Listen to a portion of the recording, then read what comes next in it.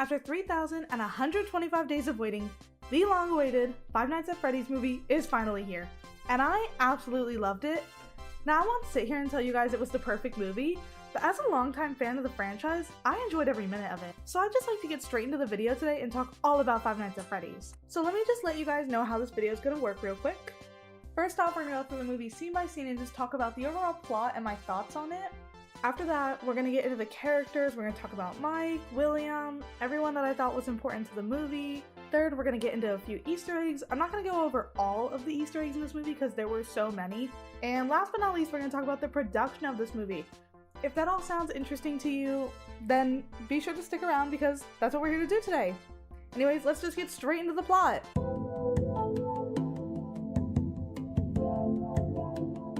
The movie follows Mike Schmidt, portrayed by Josh Hutcherson, as he struggles with the grief from losing his younger brother as a child, as well as both of his parents recently. Now saddled with the responsibility of raising his youngest sister, Abby, he needs to get his life together or she'll be taken away by the court and sent to live with their neglectful Aunt Jane. That is the general basis of our story here, and you might be thinking, but Melon, that doesn't follow the plot of the original FNAF games at all. And my friends, you are completely right. This movie features its own canon, completely separate from the books and the games, but I definitely feel it was slightly more influenced by the books. Some connections can be found through Mike though, as he is the original security guard from the first game. The movie opens up to a security guard struggling to unseal the vents as he works the night shift at Freddy Fazbear's Pizzeria. He's clearly terrified, and we watch as this poor, probably underpaid man tries using the vents to escape the facility. He makes his way through the Pizzaplex where he's met by Foxy, who's doing his classic signature scatting as he runs towards the man.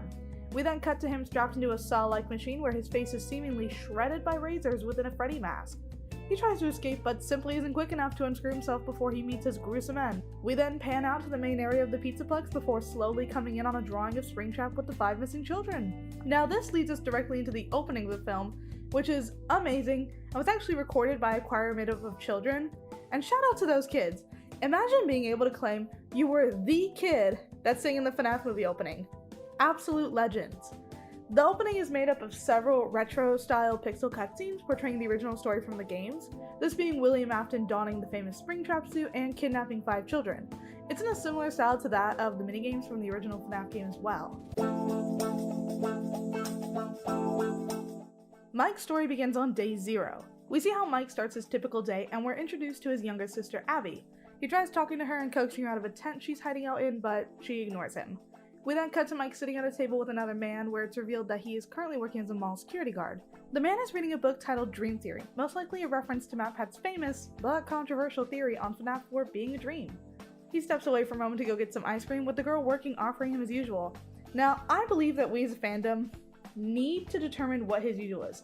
Guys, we have solved much tougher mysteries before. We can do it. I believe in us. MatPat, I know you're never gonna see this video, but please, please, please, please, for the love of God, make a food theory on what Mike's usual was. Anyways, while standing in line, he spots a young kid being pulled away by a strange man and immediately acts, rushing over to save the kid from abduction. This does result in him beating the ever-loving shit out of the boy's father though, not realizing it was the man's own son. Yikes. Mike is of course fired and we cut to him at a career counselor's office. Here he meets William. Oh. Hi puppy. Here he meets William. Here he meets Steve Raglan, a career counselor who criticizes him for his messy job history, calling him a head case. The call seems to be coming from inside the house. As he reads back the file, he stumbles upon Mike's last name. I love how Matthew Lillard portrays Steve here, showing how manipulative he is in control of the situation, but he's also a bit startled by the realization that this is the Mike Schmidt. He offers him a position at Freddy's Pizzeria, but Mike refuses, saying he can't do nights. Steve expresses his disappointment with Mike and gives him his business card in case he changes his mind later. When Mike returns home, there's an order of delinquency left on the front door. Now, I had to look into what this was because I have never heard of this, thankfully. So I guess it's common in cases where child support or debt is involved. Now, I'm going to assume it's more so a debt thing because as of now, Mike has custody over Abby. So logically, he most likely doesn't owe anyone child support. Now, I believe it could be debt from the mortgage on the house. So what happens is if your parents buy a house and they sign up for a 30-year mortgage and they don't finish paying that off and they die, the mortgage is going to you if the house goes to you. If they leave that house to you, they're leaving the mortgage too. You have to pay for that. You don't just get the house because your parents died. So my little theory is that when Mike's parents died, he of course inherited the home, and Sally does not have the means to pay for that mortgage. But it doesn't really matter because this is never mentioned again in the movie. Woohoo! Anyways, Mike heads inside and here we meet Max, the babysitter. She's watching TV and this is our first major clue as to when this takes place.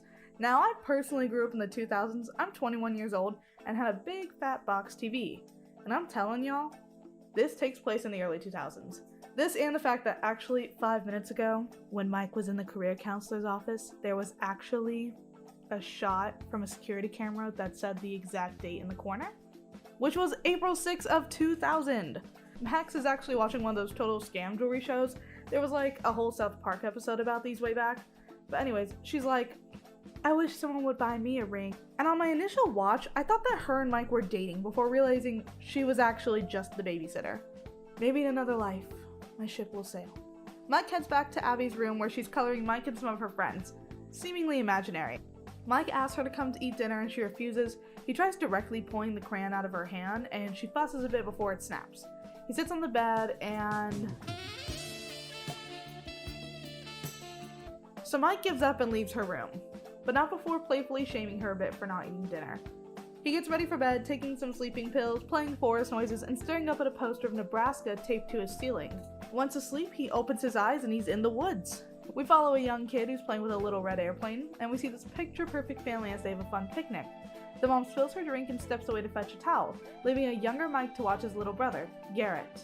Mike heads over to Garrett but is distracted by a frisbee. When he goes to grab it, he hears a car engine revving behind him as he sees Garrett being taken away in the back of a man's car, never to be seen again. He tries to run after him as he shifts back into our current older Mike, but it's too late. This is nothing but a dream, and Mike can't change what already happened.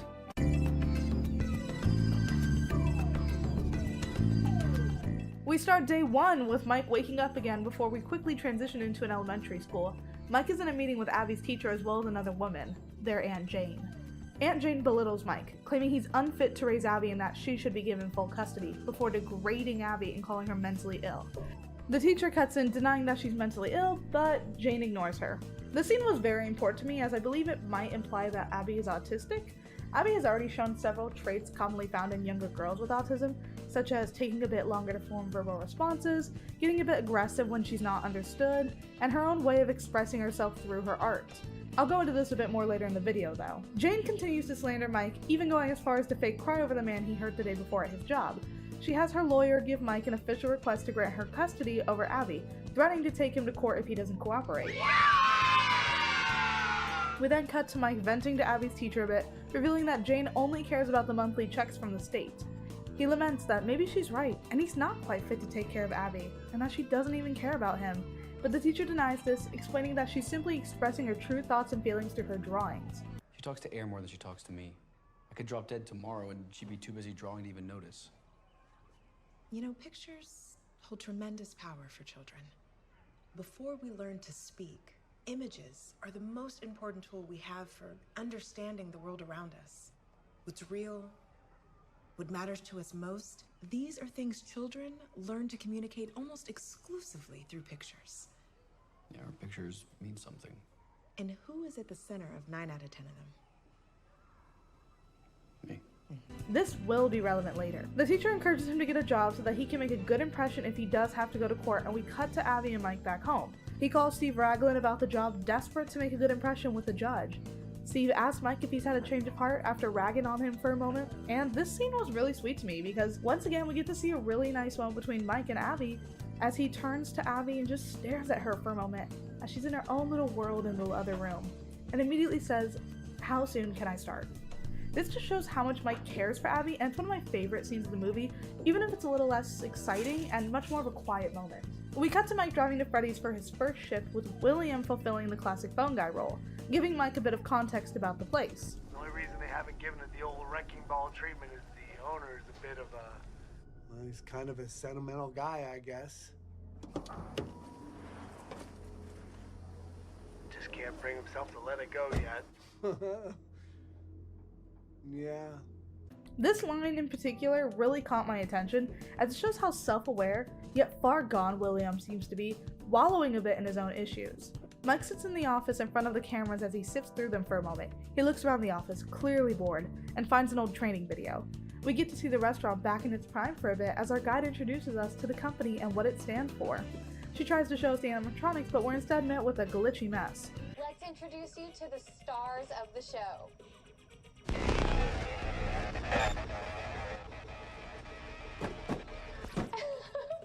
Adorable, aren't they? While I do feel like this is a bit more on the nose for an ooh spooky moment, it's FNAF, and it feels like FNAF. Scott Cawthon, the creator of the games, has always had a bit of a goofy undertone in the games, and I feel like this perfectly suits the vibe of the series. After watching the tape, Mike explores the Pizzaplex a bit. He's startled by the sound of something falling over behind the curtain on the stage. Here he finds the animatronics before returning to the office and falling asleep. Everything's better swimming in ketchup. Right, Mike? The dream plays out like normal at first, but then he turns to see the 5 missing children: Susie, Fritz, Gabriel, Cassidy, and Jeremy. He tries asking them what happened, but the kids all run from him when he asks if they saw who took his brother. I feel like the symbolism here is very obviously that the kids are running from the truth as they cannot deal with the fact that William took his brother as well as them. He chases after Cassidy, the child possessing Golden Freddy, but trips and falls, waking up in the real world at exactly 6 a.m.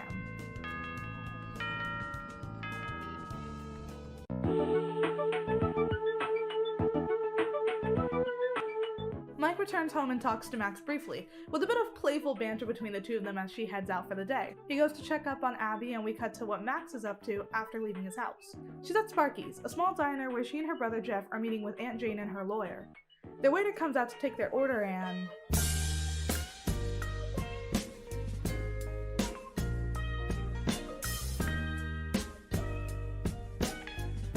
it's revealed that Jane had a deal with Max that she would pay her in exchange for criminal evidence against Mike, but Max couldn't find anything. They decide to force Mike out of a job instead to make him less appealing to the judge in the court hearing in exchange for $1,000.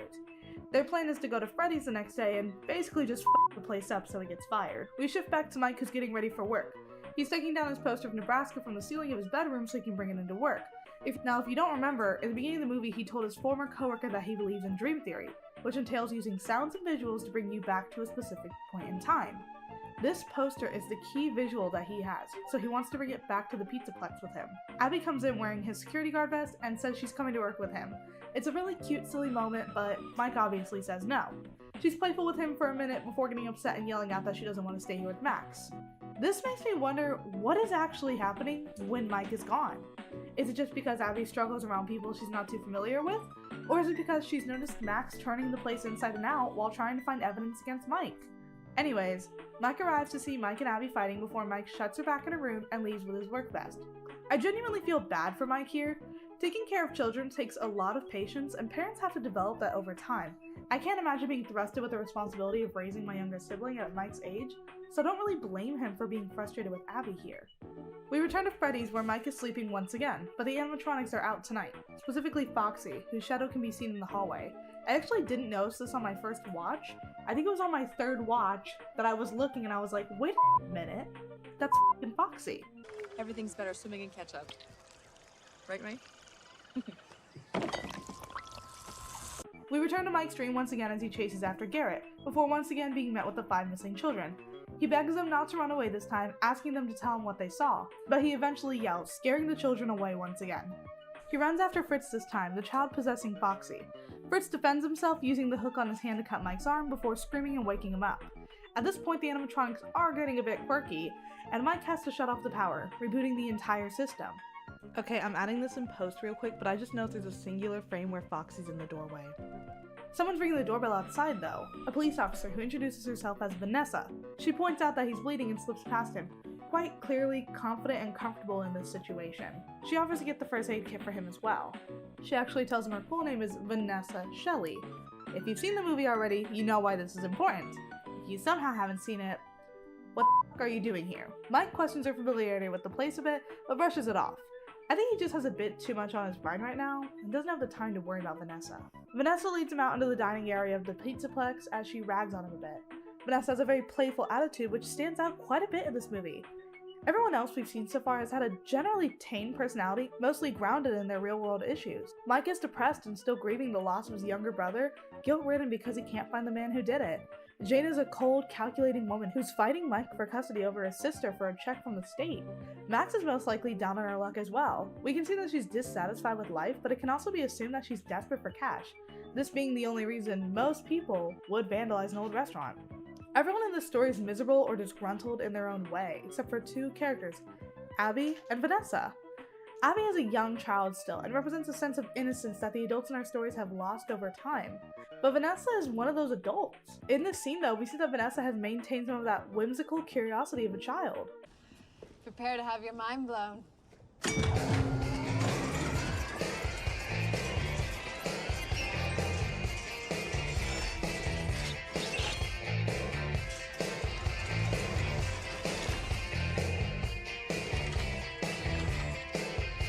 She activates the animatronics in the facility and is just brimming with delight.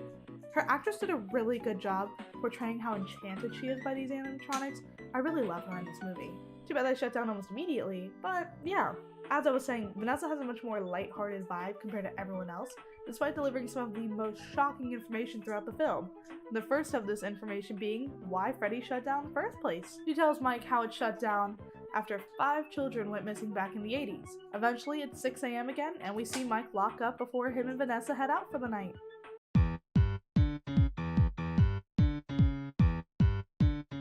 Day 3 starts with Jeff outside the Freddy's building after Mike leaves work. He calls Max to tell her that he found a way to break into the building and recruit some of his buddies to help ransack the place. The 3 of them head inside as Max waits outside.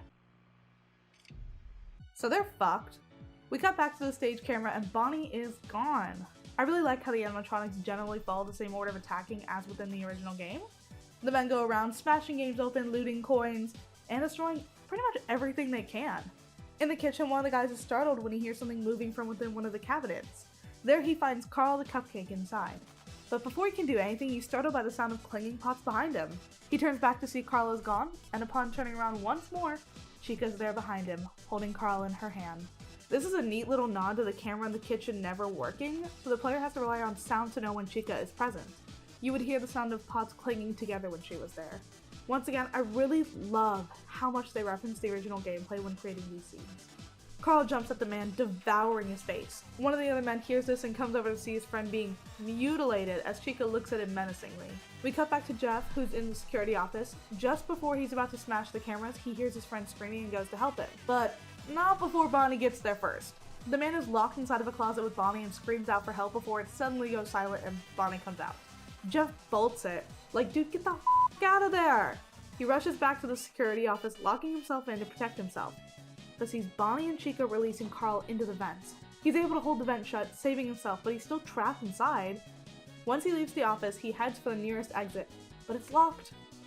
Now trapped at the end of the hallway, we hear Foxy's iconic scatting before Jeff is brutally killed. I'm going to assume that he met a similar demise as his security guard at the beginning of the film, since he does die pretty much the exact same way. He probably got strapped to the chair, just like that guy, after Foxy caught him. So, rip Jeff. Max comes in worried because her brother and his friends haven't come out yet. She follows a young child to the back, the ghost of Gabriel. This is the child possessing Freddy. She makes her way into a back room where Freddy is standing completely still. She approaches him as the kid calls out to her, saying she's getting warmer. Max gets a little too close to the Freddy though, resulting in the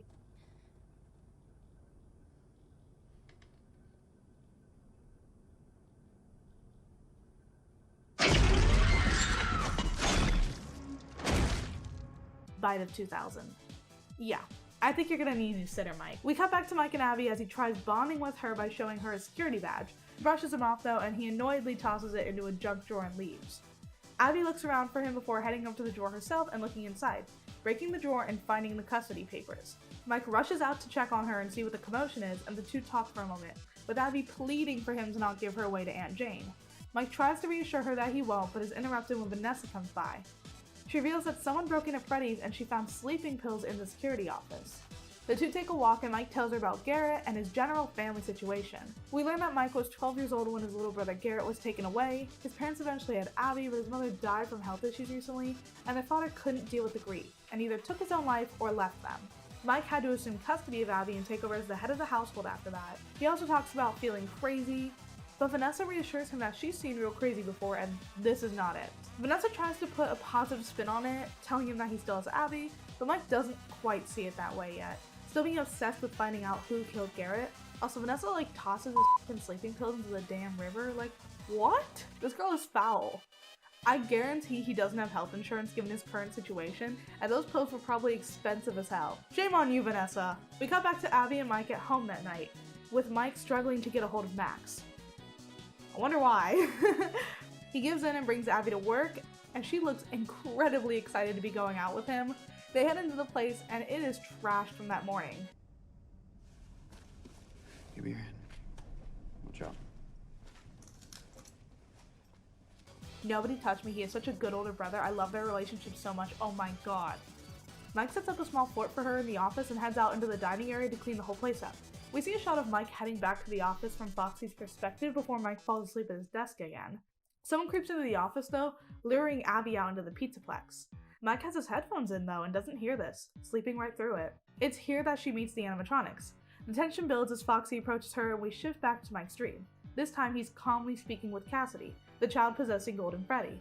He acknowledges that they're the missing children and asks for their help. Cassidy asks what they would get in exchange and Mike offers up anything.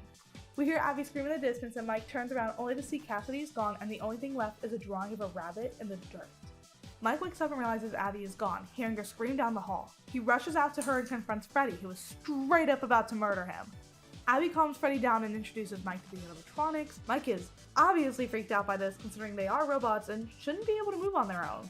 Mike tells Abby they need to leave now, and she says goodbye to her new friends. Also, I would like to point out one of my favorite small shots in this movie is Chico winking. It's so simple yet adorable, and it really shows that they are truly just children inside with their silly personalities.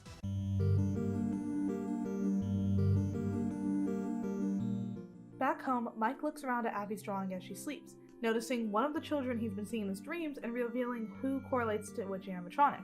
Later in the day during breakfast, Mike tries to ask Abby about the animatronics, wanting answers about how they're related to Garrett. Abby explains that they're ghosts very nonchalantly.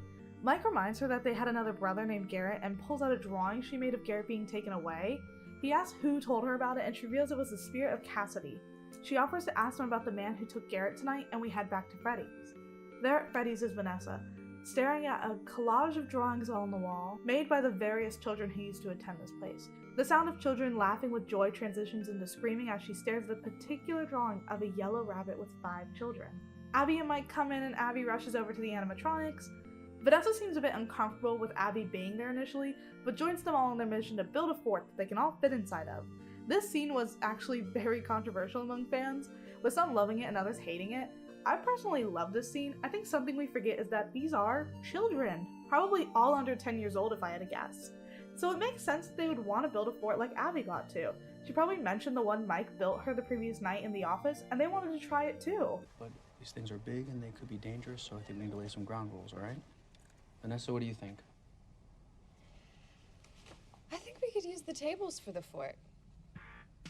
Everyone, follow me. God, he is so done with her shit. I love their dynamic. This scene is particularly nice because we get to see the animatronics in action. I love how well the actors playing them capture the robotic movement, especially with the harsh way their hands move and shift. There's also... Are you okay? Which is my favorite scene of the movie. I'm sorry, it was just so funny and my friends and I were so taken back by it. We were kind of having like a FNAF movie night in my apartment, and we were all sitting around on my couch watching the movie together for the first time, and we all died at this part. It also felt very Scott Cawthon-y, if you know what I mean. This type of humor is just so FNAF. We have a nice shot of the whole gang lying on the floor together before Vanessa and Mike leave to get a tarp to drape on top of the fort. In the back rooms, Mike notices an animatronic in the corner and goes to look at it before Vanessa stops him. She explains how spring lock suits work on animatronics and shows him how they function. Mike immediately gets apprehensive, not understanding how or why Vanessa knows so much about this place. He tells her about how his dreams have been more vivid, and he thinks the kids know how his brother died. Vanessa doesn't like this at all, and tells him to drop it. We then cut back to Abby as she's having a little dance party with the animatronics. Vanessa and Mike come back out into the main room, still fighting when they see Abby. Abby? Where'd Abby go?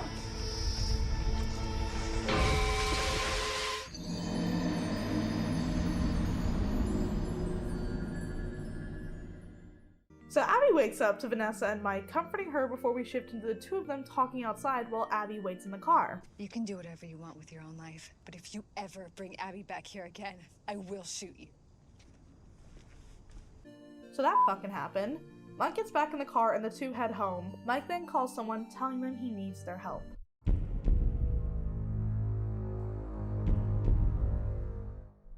It's officially night 5, guys. We made it!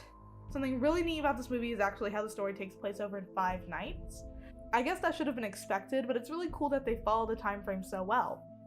Mike wakes up Abby and tells her that they need to talk in the kitchen, but when Abby heads out, she's met with her Aunt Jane. Abby immediately backs away with Mike trying to reassure her that this isn't what she thinks it is, and she yells that she hates him, running back to her room and scribbling him out of all the drawings on her walls. Jane and Mike talk briefly before Mike heads off to the pharmacy to get more pills. He returns to Freddy's, but it's actually still light outside. It's obviously not midnight like usual, so I'm going to assume he came in early to try decoding these dreams he's been having. He settles into the office and falls asleep. The memory is different this time though, with his family having a good time and Garrett never being taken away. Mike immediately takes notice of this and says it isn't real when Cassidy appears behind him. They offer to make this Mike's reality in exchange for one thing: Abby. Mike initially struggles with this for a moment, considering his options, but Garrett and his parents pressure him into giving her up, saying she's better off with them anyways. Mike is broken in this scene and agrees, but immediately changes his mind. I'm just gonna let you guys watch this scene for a moment to understand the impact because it is so beautiful. Okay.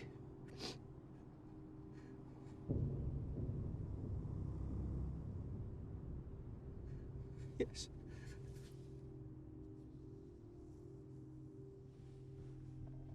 You're home.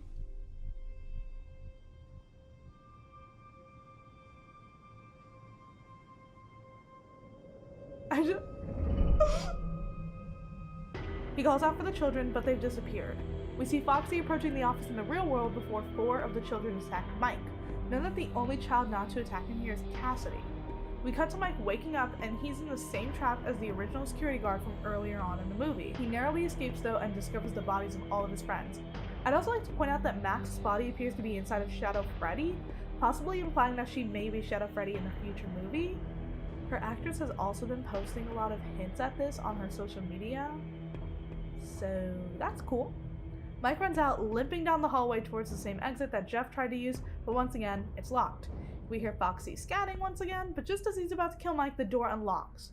I actually didn't notice the door unlocking in my first or second watch of the movie either, and I was so lost during the next scene. I was like, how the hell did he get out of there? The fuck? It wasn't until I saw people discussing it on Twitter that I realized I had missed that detail. But you can see here for like one singular frame that the door does open as the screen fades to black. Nice. Back at the house, Abby has locked herself inside of her bedroom with Aunt Jane not caring enough to push it. We see Aunt Jane settle into the living room as the camera pans over to, holy shit, is that Freddy? Not Freddy. Abby rushes out to see him and notices Aunt Jane literally dead on the floor. But Cassidy reassures her that, you know, she's just sleeping. Don't even worry about it, Abby. The two head off to go to the Pizzaplex, but Mike isn't there to drive them, so they have to take a taxi. Here we get our second major YouTube cameo, with Corey being the cab driver. While I personally haven't watched a lot of his videos, I really love his performance here, and he has such fun energy. We cut back to Mike as Vanessa takes care of him at a nearby police supply outpost. She found him outside of Freddy's, and he reveals that the animatronics tried to kill him, but she already knew that. Huh, Vanessa? His name is William Afton. He's my father.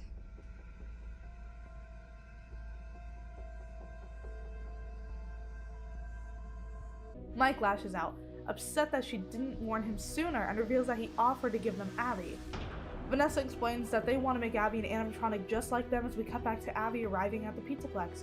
Upon entering though, Golden Freddy vanishes and she's alone once again. Vanessa explains that the police searched Freddy's back in the 80s when the children went missing, but the man who did it was clever and knew where they'd never search for the bodies, inside of the animatronics. The children aren't the ones who want to hurt others and kill the security guards, but he has an influence on them. I really love the way they handle the story.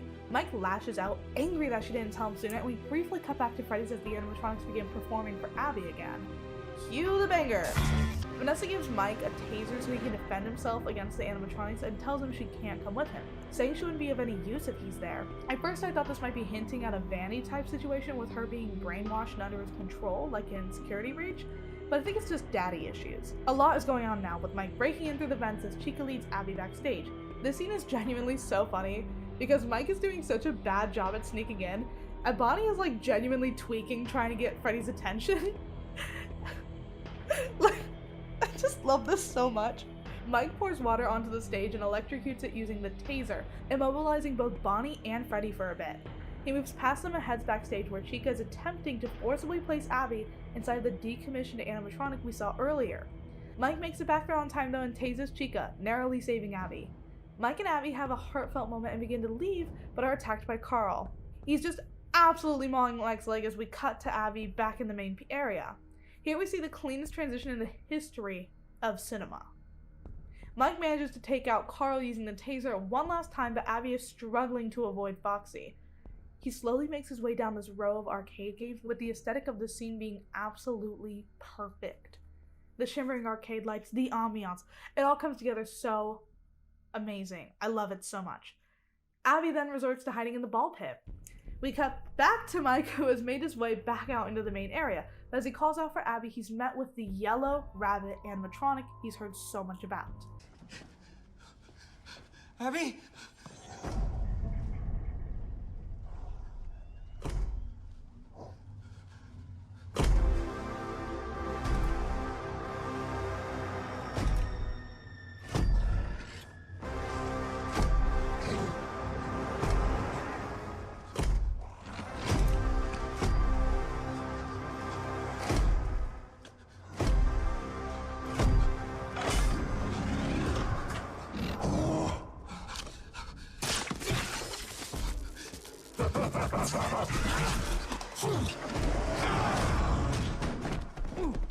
He uses the taser against him, but this isn't an animatronic, but is rather William Afton in a springlock suit. So it doesn't work, and he knocks the shit out of Mike. Abby is still in the ball pit, and Foxy's moments away from grabbing her.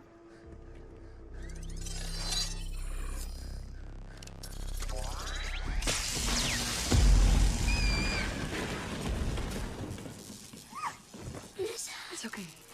I actually really like this switch up of Vanessa coming to help. I was on the edge of my seat during the scene, and Vanessa had made it clear she wouldn't be helping, so I was genuinely surprised when it was her and not Foxy pulling Abby out. Like, I was about to piss my pants here. We cut back to William and Mike once again as Afton reveals that he was the one who killed Garrett, and he's just beating the ever-loving shit. Who the hell? And oh my god. He wakes up the animatronics and offers them Mike.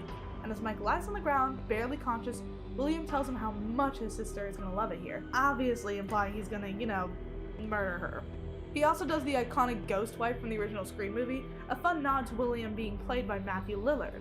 Just before he can finish off Mike though, Vanessa cuts in holding a gun up to her father as he unmasks himself, revealing it was Steve Raglan from earlier in the movie. No fucking way. He tosses his mask aside and yells at Vanessa. We both know you're not gonna use a gun. Oh my god! Abby rushes over to Mike, pleading for him to be okay as Mike notices the drawing of Springtrap and the children. He tells Abby to go make a new drawing to tell them the truth. William continues to lecture Vanessa, reprimanding her for failing at her job. Abby rushes by to hang her new drawing and William goes to stop her, but Vanessa grabs from behind. No! Let go! I won't let you hurt her too.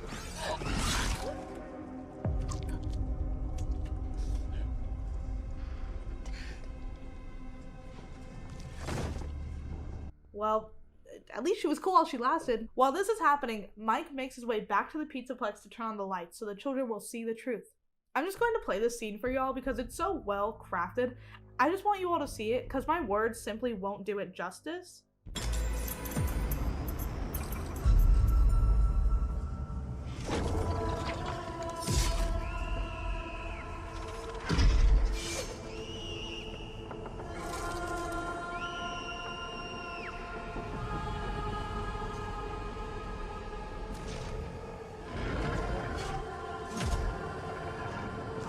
They can see you now. They know what you did. Move! Move!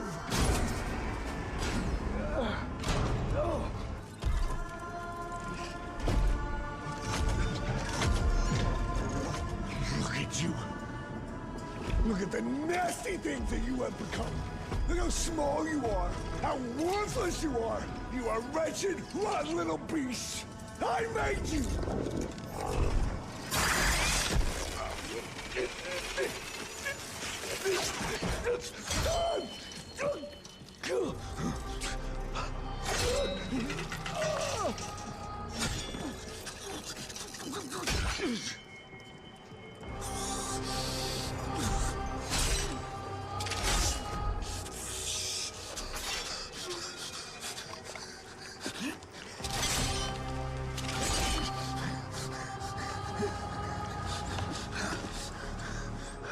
I always come back.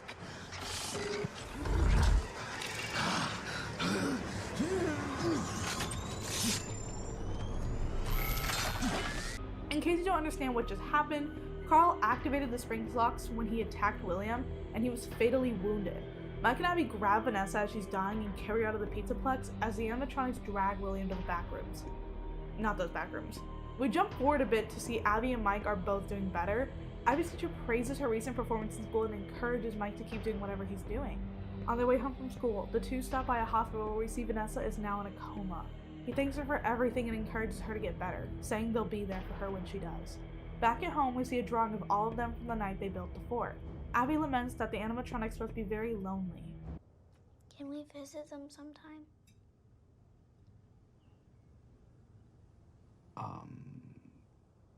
Mike tries to be positive, telling her it's possible as we pan out of their home and return back to the pizzaplex. William is still here, groaning in pain in one of the bathrooms as he dies slowly. He reaches out to the spirit of Cassidy for help, but is ignored as Cassidy shuts the door on him. And with that, we have finished the Five Nights at Freddy's movie. There's a fun post-credits scene of Corey in the taxi again, as well as some lore stuff, but I'll cover that in a bit. Overall, I really enjoyed this movie and the story they went with for it. I feel it really suited FNAF, and I really can't think of a better way they could have adapted the story.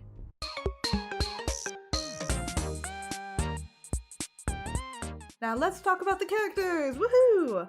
There were 5 main characters in this film, and I'm counting the 5 missing children as one. I don't want to hear any complaining. Anyways, I'd like to talk a bit about how they were characterized in this film, and how they differ from their in-game counterparts. Mike Schmidt, portrayed by Josh Hutcherson, is our main protagonist. Similar to his in-game counterpart, Mike is a security guard at Freddy's Pizzeria, but before we get too deep into the lore, I just want to clarify that most of our lore is simply fan theories and that all of this could be canon, or maybe none of it is. I don't know, Scott Cawthon's like a bit of a madman, you know, so take this all with a grain of salt. In the original game, it is widely believed that Mike Schmidt is just a cover name for Michael Afton. I have seen a theory floating around online that he was adopted by the Schmidts, but I really don't think this is the case. It seems more like the family dynamics were swapped between Henry Emily and William Afton. In the original games, William has 3 children, Michael, Elizabeth, and a crying child, who I'll refer to as Evan. But in the movie, he only has one daughter, Vanessa. He may have other children revealed in future installments, but I don't see this being the case as Vanessa was the only child in the family photo with her father. In the games, his business partner, Henry, has one daughter, Charlotte. But in the movie, if we are to believe that Mr. Schmidt is possibly a replacement for Henry, he is the one with 3 children now. It seems like those roles were all reversed, with the Schmidts possibly taking the place of the Emily family. Anyway, back to movie Mike. He's a tired, down on his luck 20-something-year-old who has recently gained custody of his younger sister. Needing a job to maintain his status as her legal guardian, he gets a job working for William Afton, where he's the new security guard at Freddy Fazbear's Pizzeria. Over the course of the film, we watch as he struggles to cope with the loss of his younger brother, whose abduction he blames on himself. Mike is similar to, but also very different from his in-game counterpart. In the games, Mike is met with quite a gruesome fate, being scooped by Circus Baby, the animatronics possessed by his own younger sister Elizabeth, and dies, only to be used as a puppet for Ennard, an amalgamation of several animatronics. We then witness as he slowly rots in the games. Fun! Movie Mike's fate isn't nearly as grim, but that's not to say he won't get scooped down the line. Another thing to take note of is how, in the games, Michael is the cause of his younger brother's death. Some may say it's the same in the movie, but in the games, it was like way more his fault. I mean, the dude literally shoved crying child into Freddy's mouth. That's insane. All movie Mike really did was turn away for a moment, resulting in Garrett's abduction. Just thought that was an interesting thing to point out though, since it does change their characters immensely. Movie Mike can overcome his grief and come to terms with the fact that it's not his fault his little brother died, but Game Michael can't. He will always be the one who killed his younger brother, whether it was on purpose or not. Anyways, Michael in the movies is very complex, but I feel like I've already touched upon a lot of my thoughts on him throughout the video so far since he is the main character. Really the only thing left to talk about with Mike is his relationship with his sister Abby, and despite spending more time with her than he ever could with Garrett, he's still not as close to her as he seems to have been with his younger brother. Over the film, we see Mike as he learns to appreciate what he has right there in front of him. This obviously happens a little too late with him already having agreed to give her up in exchange for Garrett, but she doesn't have to know that. Speaking of Abby, Abby was a very interesting character to me. While watching the movie, I got a certain vibe from her. Abby is very autistic coded in my opinion, and whether it's canon or not, I certainly saw it in her, as did my other friends who are also autistic. There was a line early on in the film where her aunt referred to her as mentally ill and her teacher corrected her. Autism is commonly misunderstood and seen as a mental illness when in reality, it's not one at all. It is a developmental condition that affects how people see and interact with the world around them. A specific trait that I noticed that's common in younger girls with autism was her lashing out at Mike. This isn't to say autistic children are aggressive or prone to tantrums, but it's actually common for children with autism, primarily girls, to lash out when they feel misunderstood or like they're not being listened to. When does Abby always get upset with Mike? Well, there's the time when he's telling her she can't come to work with him, and he won't listen as she says she doesn't want to stay with Max. When he springs Aunt Jane on her even though she's made it clear she doesn't like her. Yeah, it's always when Abby doesn't feel like she's being listened to from Mike. She also struggles to express herself, being selectively nonverbal and using her art to tell others how she feels. This can be noticed in her artwork as she puts Mike at the center of her world in all of her pieces, but scribbles him out after their fight. We can see towards the end of the movie that she's doing better at school and is even communicating with her peers more. This is most likely because Mike is listening to her more. I feel like this was portrayed very nicely in one of the final scenes of the movie, where they're in the car together on their way home from school and the hospital, and he asks what she wants for dinner. Rather than choosing it himself for both of them, it's a small but subtle detail, but I really liked it. Besides her possibly being autistic, she's also an interesting character in general as a possible parallel to Elizabeth Afton. Abby has a lot of potential as a character, similar to Elizabeth. She's fascinated by the animatronics, and that curiosity almost leads to her death. During the climax of the film, Chica tries to forcibly put her into a spare animatronic that resembles Circus Baby a bit, this being the animatronic that Elizabeth possessed in the games. Mike was able to save her unlike his video game counterpart, but this is still a really interesting plot point, and it only furthers my belief that the family dynamics have been reversed. Vanessa was an interesting character in this movie. When you look at her as a parallel to Charlotte from the games, I think she's a really well written character, but if you're not aware of the FNAF lore, she just kind of comes off as odd. A major complaint I've seen about the movies with Vanessa's character. In the games, she's a game tester who has been influenced by William Afton and is kind of forced into killing for him, doing his bidding basically. In the movie, she is his only daughter. Throughout the film, she visits Mike at the Pizzaplex, and we later learn that this is because William wanted her to keep an eye on him. She's kind of strange, like at one point she goes to Mike's house and lectures him for leaving Freddy's unlocked, but she literally saw him lock it that morning. So, what the fuck?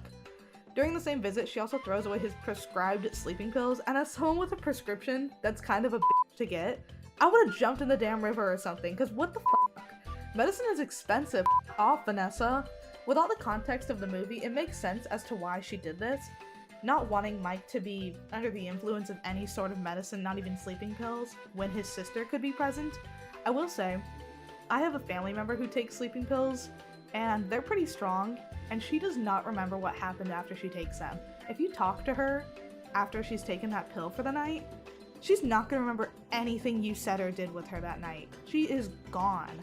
So yeah, I can see why she would be worried about Mike being on that while working a job and also while watching his sister. She possibly even knew that the animatronics could hurt him through his dreams, especially considering she noticed him bleeding on the very first night after he fell asleep. Mike might not be the only guard who has slept on the job, considering it is a night shift. So this could have just been her own strange way of protecting him, but it definitely comes off as odd on the first watch. There's a part in the film where Vanessa tells Mike about William and shows him a photo of her and him when she was young, revealing that he was her father, and in the photo she's holding a little red toy plane. I wonder where I've seen that before. Oh. Father of the Year award goes to William Afton! So basically, on top of murdering children, William was also a cheapskate despite having a very successful business and would give his daughter the stolen toys of his victims. Fun! During this scene, Mike asks Vanessa to join him and she turns him down, saying she wouldn't be of any help if he's around. I originally thought this meant that she was like Vanny in Security Breach where she's under his control, but that doesn't appear to be the case. I think it's more like she doesn't want to disappoint her father, as he's likely the only family she has left, but in the end she does betray him in order to save Mike and Abby, but is of course left in a coma because of this. I've seen some interesting theories that when she wakes up in future installments, she might not remember what happened, or maybe William will find a way to get her to follow his orders once again. I don't know what will happen with her character, but I'm certainly looking forward to seeing her story develop. William Afton is the main antagonist of the entire Five Nights at Freddy's franchise. In the games, he's one of the co-owners of Freddy Fazbear's Pizza Place before it closes down due to the missing children's case. He was, of course, the perpetrator in this case, donning a yellow rabbit springlock suit and abducting and killing the 5 missing kids. In the film, his story is quite similar, and I feel that he's masterfully portrayed by Matthew Lillard. He perfectly captures the uncomfortable awkwardness of William in my opinion, and I really can't imagine a better actor for the role. I want to specifically talk about the climax of the movie, and how his relationship with Vanessa is portrayed. During the climax of this film, William is stopped by Vanessa during his confrontation with Mike, and he stabs her, fatally wounding her. He does seem surprised by his own actions for a moment and is taken back, clearly having done this in the heat of the moment, but that doesn't stop him from quickly leaving her to go after Abby. It's too late, of course, and the truth has been revealed to the animatronics, but he was willing to kill and abandon his only daughter in order to maintain this sick lifestyle of his. I also feel it was implied that he has manipulated Vanessa into leading a life that benefits him, possibly being the reason she became a cop in the first place, to help protect her own father from the law. Whether she made this decision on her own or he pressured her isn't known, but I think it's safe to assume he may have played some part in her career choice. William is very clearly a narcissist, screaming at the missing children how low they are when compared to him before just dying at their hands. Or should I say, pause. I'm sorry. Anyways, I love the way his death is portrayed. Rather than all of the spring locks snapping in on him at once like in the games, it's slow and painful, and Jesus Christ does Matthew do a great job at portraying this. Like, holy shit, you think he's actually dying right here or something. At the end of the movie, we see him as he writhes in pain in the back room, still rotting away in the rabbit suit. I'm pretty confident that we will see him return as Springtrap in future installments, specifically because Matthew said in an interview on the weekly MTG podcast that he is signed for a 3-movie deal. So I really don't see this being the end of William, plus I always come back. Now on to his victims. I'd first like to talk about Cassidy, but I'm going to save that for the end because I think they're the most interesting of the missing children. So instead, let's start with Garrett. Garrett is most likely the first victim of William Afton, at least the first victim who later went on to possess an animatronic.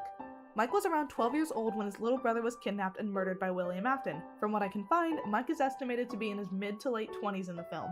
So using that logic, let's say he's 28 years old. We know from a small detail at the beginning of the movie that this takes place in the year 2000. Using that logic, Garrett may have disappeared around 1984 or 5. During the end credits scene of the film, it's hinted that Garrett may be possessing the puppet animatronic. A lot of people believe this because during the end credits, the puppet theme plays as the words "Come find me" are spelled out. This could be Garrett reaching out to his brother and trying to tell him that he's still here and to come find him. It's also been noticed that William pauses during his interview with Mike, specifically when he read his full name. He may have known Garrett's full name, so when he realized Mike was his older brother from that day, he froze for a moment. First I killed your brother. Now I killed you. Symmetry, my friend. William may have taken some sick pleasure in killing Mike and Abby, as it would be a rare chance to kill all 3 siblings in a family. He clearly planned on merging Abby with one of the animatronics afterward as well when he said that she'd love it there. This could be his gross way of reuniting the family. Anyway, the point is, Garrett is heavily implied to be possessing the puppet, and I hope we explore his character more in future installments. Now let's talk about the other missing children. There's Fritz, Jeremy, Susie, Gabriel, and Cassidy, with Fritz possessing Foxy, Jeremy possessing Bonnie, Susie possessing Chica, and Gabriel possessing Freddy. Now you may be wondering, who does Cassidy possess then? And to that I must say, we will come back to that. Now for the original 5 kids, all of their deaths were similar. Unlike Garrett, who was kidnapped while out with his family, they were all lured into the back of Freddy's Pizzeria and murdered, before being stuffed into the animatronic suits they later went on to possess. Susie was supposedly the first victim, as revealed in this line from FNAF Ultimate Custom Night. I was the first. I have seen everything.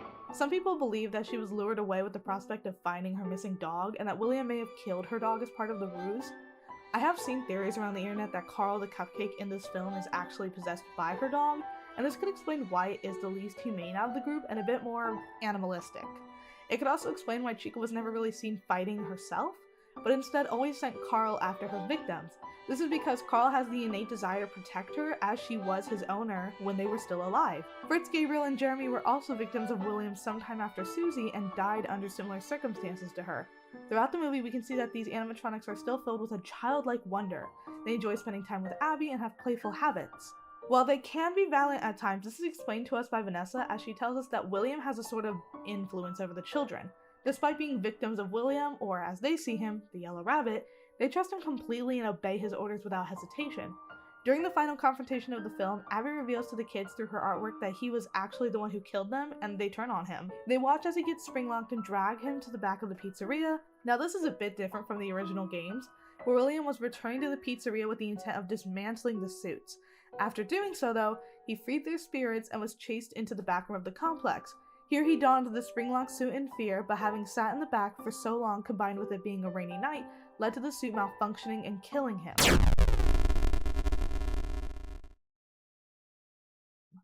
This is quite different from the movie, but in the end, he's still cornered by the four main animatronics as he dies slowly and painfully. Now, the last missing child I want to talk about is Cassidy, who possesses Golden Freddy. You may be wondering who the fuck Golden Freddy is. Well, my friends, Golden Freddy is the fifth and final victim from the missing children's incident. He doesn't possess any of the main animatronic suits like the others, and also seems to be able to leave the Pizzaplex. This can be seen when he goes to Abby's house in the second half of the film and promptly kills her aunt. He seems to be the most aware of the truth, more so than the others at least. During one of the dream sequences, it was Cassidy that hinted to Mike that the Yellow Rabbit was to blame for Garrett's death. Similar to the games, Cassidy is very mysterious and doesn't interact with us in the same way as the other animatronics. At the end of the movie, Cassidy can be seen shutting the door on William as he writhes in agony, showing that he feels little sympathy for him. Similar to the games, Cassidy never seems to get true closure. In FNAF 6, most of the kids are able to find peace and move on knowing their killer is dead, but it seems as though Cassidy couldn't move on and that he will never forgive Afton for what happened. Just as the newest Living Tombstone song so eloquently put it, 5 nights, 5 innocent lives I took before their time. Even if William is dead, Cassidy cannot forgive him for what he did to them, and Cassidy will never know true peace like the others. Now I want to clarify once again that most of what I've just said in regards to the game lore, as well as things I think may be true, are just ideas, theories, what-ifs. I am in no way claiming that any of this is for sure canon. I'm simply making educated guesses based on what I've watched and what I've played, okay?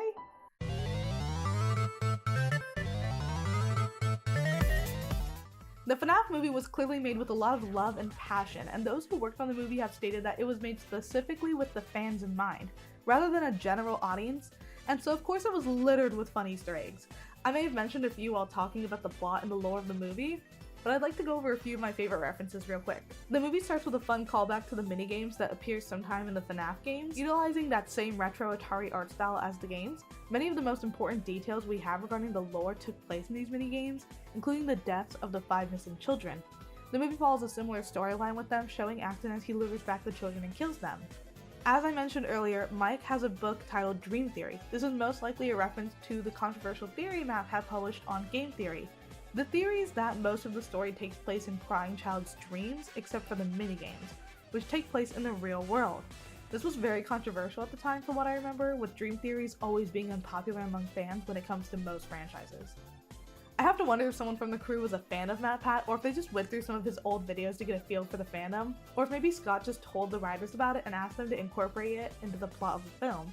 Either way, it's a neat little reference to an early theory. Jane, Doug, Max, and her brother, Jeff, go to a diner called Sparky's around 30 minutes into the movie.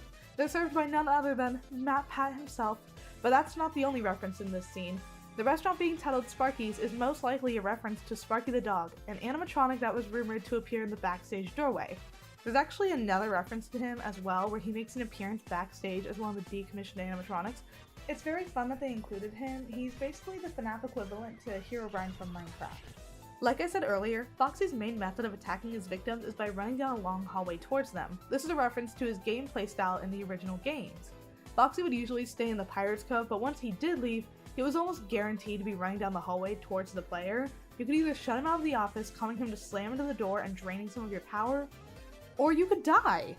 Not a lot of good options here, but it's really fun that the movie utilizes the animatronic's different playstyles. While the puppet doesn't play a major role in the movie, there is a small nod to it during the end credits of the film, I watched this movie for the first time with friends, and they all left my house when it ended, and I was just sitting in my kitchen peacefully minding my business and cleaning the dishes while the credits rolled in my living room, and when I heard "Come Find Me" slowly spelled out in some creepy, robotic, analog horror type voice, followed by the fucking puppet theme, I was absolutely terrified.